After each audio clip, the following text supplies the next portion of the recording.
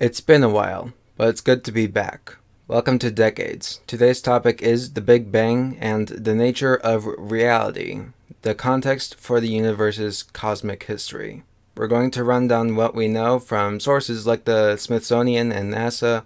We'll talk about particles, energy, and such, and review everything at the end. By the way, if you don't like the fast or slow pace of the video, feel free to pause it at any time or simply put it at a different speed.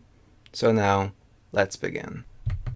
So to begin, I'll say that my Big Bang outer space history information comes from around 2017 from Stephen Hawking and Neil deGrasse Tyson, as well as the book Universe, the Definitive Visual Guide by the Smithsonian.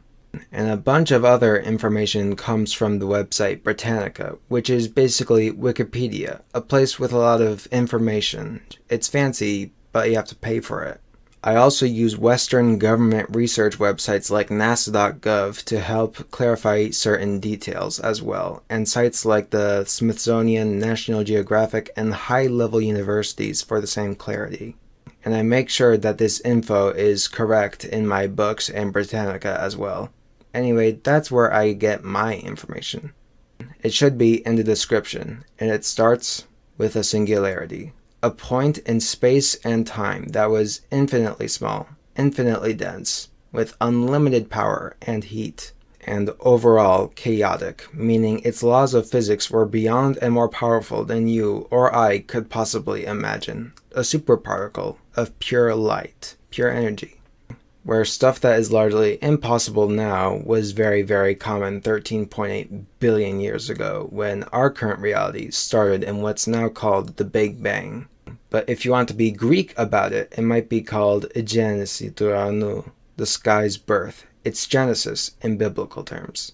Anyway, about those 13.8 billion years, that's a ridiculously big number. It's even hard to understand for trained scientists. So let's explain it in easier to comprehend terms. 5 years is often perceived as a very long time. I, for instance, used to be a devout Christian 5 years ago. But after a lot of disillusionment with it, I've entered a more secular part of my life. I used to have a lot of optimism that my life could drastically and realistically improve if I just persevered long enough. A lot of people, notably young people, can change in significant ways in just 5 years. We can often become very different people. Elementary, primary school you would be different from middle school you, who would then be different from high school, college, 20s, 30s, etc. you. A lot can change in a somewhat short or long period of time. And side note, a lot of your body cells are replaced on a regular basis. Fat and bones are replaced every 10-ish years. Your red blood cells are replaced every 4 months. Stomach and white blood cells are often replaced every few days, but your brain and the surface of your eyes and teeth last pretty much your whole life. So, in many ways, much of your body is replaced every 10 years, but this varies drastically depending on the cell.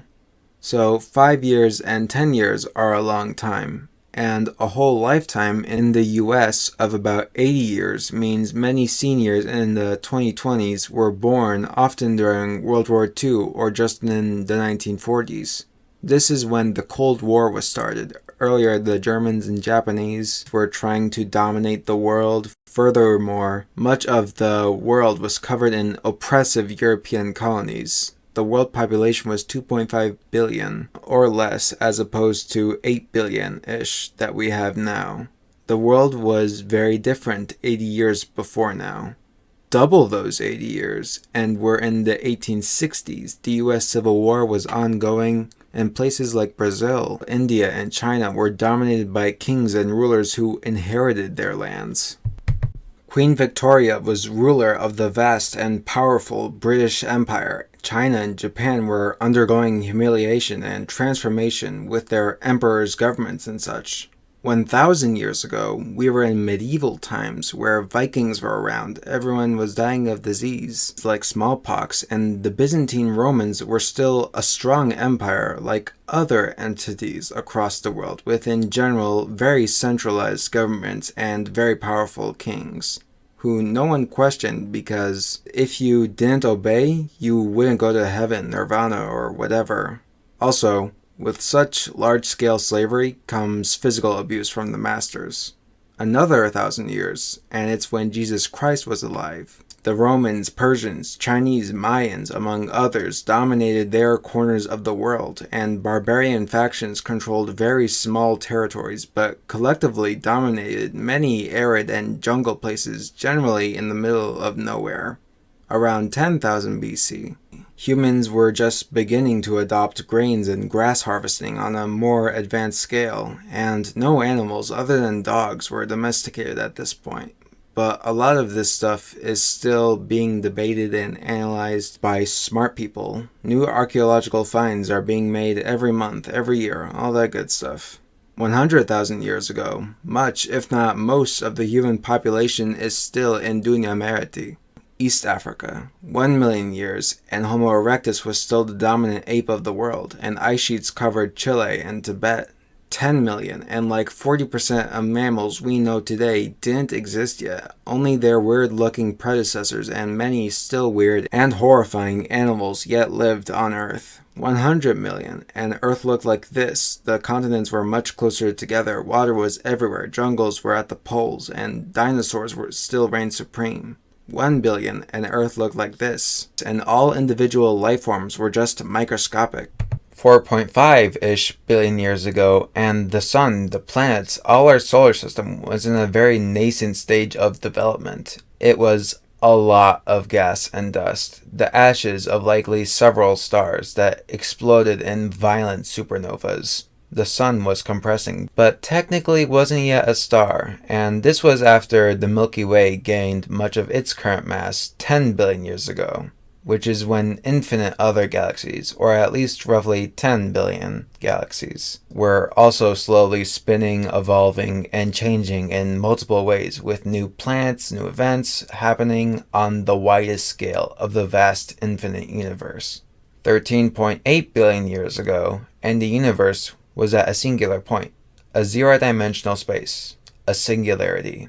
So this brief history of everything gives you a giant scale of how old the universe is.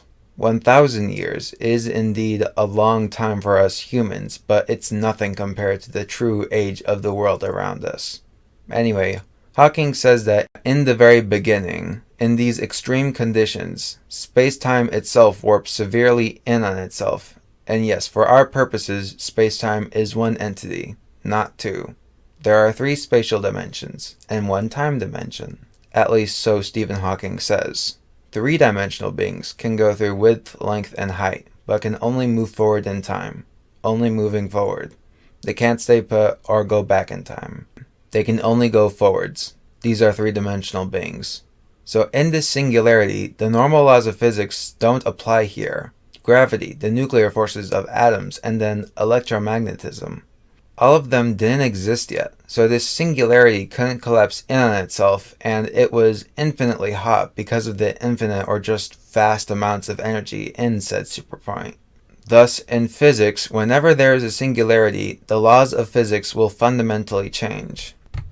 And this is by definition of Einstein's general relativity, invented and agreed upon all the way back in the 1910s, and perhaps these particles of energy, these photons, in the beginning maybe were string particles, very, very tiny bits that have one-dimensional length.